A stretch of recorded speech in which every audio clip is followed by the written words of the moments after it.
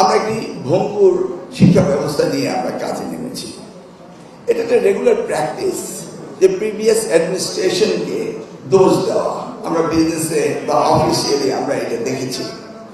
But আমাদের দেশের যে অবস্থা, অ্যাজ এ আমাদের এডুকেশনটা আমরা যে জায়গায় রেখে আসছিলাম, মনে হচ্ছে যেন we are driving our car, looking the rear view mirror, putting my car in reverse gear. এই 20 বছরে আমরা রিভার্স গিয়ারে দিয়ে আমরা পিছনে দিয়ে চলে আসছি। গতকালকে আমার এসএসসি রেজাল্ট বেরিয়েছে, এসএসসি দাখিল অ্যান্ড টেকনিক্যাল এডুকেশন রেজাল্ট বেরিয়েছে।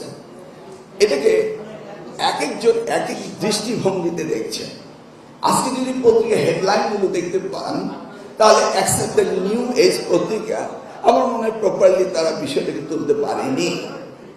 রেজাল্ট ড্রপ করেছে, গত 19 বছরের মধ্যে সবচেয়ে বেশি ড্রপ করেছে। মানে আই ডোন্ট আন্ডারস্ট্যান্ড, ড্রপ কি করানো যায়? জোর করে কি রেজাল্ট ফেল করানো যায়? জোর করে কি পাস করানো যায়? This is real story, facts. আমাদের ছেলে মেয়েরা লেখাপড়া করছে, করবে, তারা অনেকেই ভালো করতে পারেনি। সেই দায় দায়িত্ব কি আমি শুধু এই ছাত্রছাত্রীদের দেব, না আমি নিজের কাজে নেব? First of all as education minister আমাকে বুঝতে হবে যে আমার ডেটা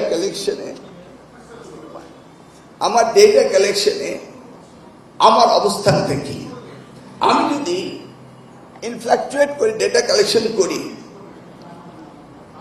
ধরুন আমি যদি শিক্ষককে বলে দিতাম পার্সেন্টেজ বাড়িয়ে দেন, বা আমি যদি বোর্ডকে বলতাম আহা এবার পপুলার হতে হবে, তাহলে বোর্ডরা কি করতো?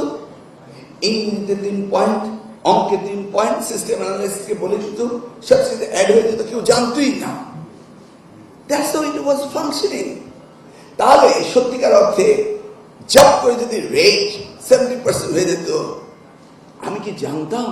Would I know what was the real data? আমার স্টুডেন্টরা কি করছে? আমাদের তো রিয়েল ডেটা জানতে হবে, তাদের স্ট্যান্ডার্ড জানতে হবে, তাদের কোয়ালিটি জানতে হবে, আমার ডিফেক্ট জানতে হবে, আমি কোন জায়গায় অ্যাড্রেস করবো এটা আমাকে জানতে হবে। একজন সাংবাদিক বলছিলেন যে এবার মনের মতো শিক্ষকরা খাতা দেখতে পারেননি।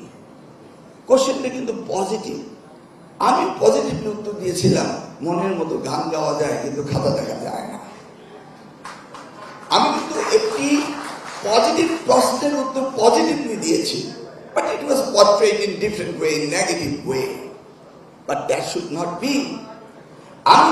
আমি বলেছি এবারে রেজাল্ট ভালো হয়েছে বিকজ আমাদের স্কুলগুলোতে শিক্ষক নেই। আমাদের দেশে টার্মোয়েল চলেছে, করোনার পরে পড়ালেখা ডিস্টার্ব হয়েছে, ক্লাসরুম এডুকেশনগুলো ঠিক মতো হয়নি। সব মিলিয়ে তারপরে যে result, to me it is a good result. To me it's a good result. এত দুর্বলতার মধ্যে দিয়ে আপনি গিয়ে দেখুন সরকারি স্কুলগুলোতে টিচার নেই। আপনি গিয়ে দেখুন প্রাইমারি স্কুলে 38,000 স্কুলে গভর্নমেন্ট হেডমাস্টার নেই। আপনি গিয়ে দেখুন কলেজগুলোতে কোনো টিচার নেই। 12,000 টিচার সরকারি স্কুলগুলোতে শর্টেজ রয়েছে, 50,000 টিচার শর্টেজ রয়েছে প্রাইমারি স্কুলে, 38,000 হেডমাস্টার নেই, 77,000 টিচার শর্টেজ রয়েছে আমার এমপিভুক্ত স্কুল এন্ড কলেজগুলোতে।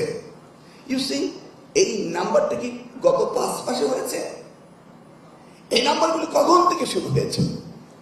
আমাকে এটা জানতে হবে, বিশেষ করে সাংবাদিক ভাইদের জানতে হবে। গতকাল রেজাল্ট হয়েছে, অনেকে কষ্ট পেয়েছেন, অনেকে খুশি হয়েছেন, কিন্তু যারা ভালো করতে পারেনি আমি তাদের অভিভাবককে অনুরোধ করব, একটি পরীক্ষায় খারাপ করাটাই কি তার জীবনের ব্যর্থতা? তাদেরকে আদর দিন, ভালোবাসেন, বলুন যে না তোমরা আগামীর পরীক্ষায় ভালো করবে।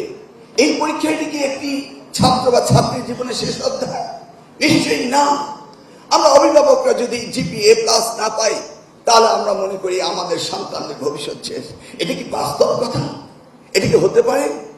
একটি ক্লাসে জিপিএ প্লাস পেলে তার জীবনের সর্বোচ্চ স্বর্ণ শিখরে পৌঁছে গেল, আর জিপিএ প্লাস পেলে হলো না। তাদের শিক্ষণ পদ্ধতি কি, কতটা শিখেছে, কতটা আমরা তাদেরকে শেখাতে পেরেছি, এগুলি কি ভাববার বিষয় নয়?